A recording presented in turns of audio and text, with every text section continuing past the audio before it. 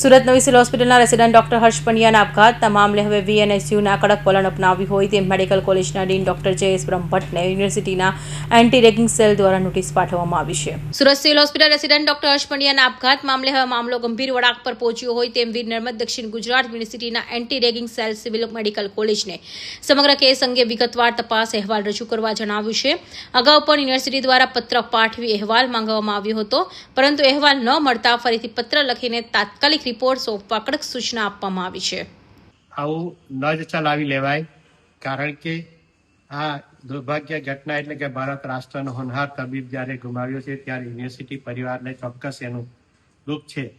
પણ આવા પ્રકારની ઘટના માટે અમે ગવર્મેન્ટ મેડિકલ કોલેજ પાસેથી સંપૂર્ણપણે ઘટનાક્રમ પહેલા ઘટનાક્રમ પછી જે પગલાઓ લીધા છે એના સંદર્ભમાં પ્રાથમિક અહેવાલ અમે માગ્યો છે કે જેથી આગળની કાર્યવાહી કરવા માટે અમને પણ સરળ રહે.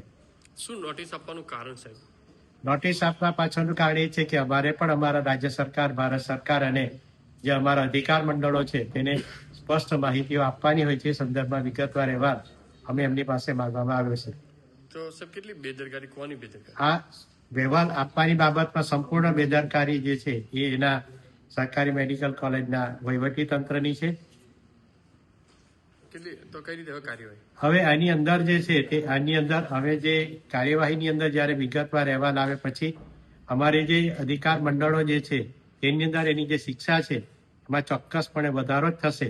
અને આની સાથે સાથે સંકળાયેલો એ હોસ્ટેલ સમય દરમિયાનનો વ્યક્તિ, એ પછી શિક્ષક હોઈ શકે, વહીવટી કર્મચારી હોઈ શકે, કે એને આ પ્રકારની ઘટનામાં તે પ્રેરણા આપનાર કોઈ પણ વ્યક્તિ હોઈ શકે, જેની ઉપર આ કડકમાં કડક કાર્યવાહી કરવામાં આવશે. સાથે જ કોલેજમાં અગાઉ રેગિંગ અંગે કોઈ ફરિયાદ કે આક્ષેપ નોંધાયો હતો કે નહીં તેની સંપૂર્ણ વિગતો પણ રજૂ કરવા આદેશ કરાયો છે.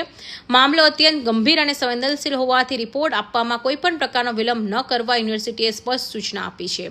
Bureau report, Hind TV news, Surat.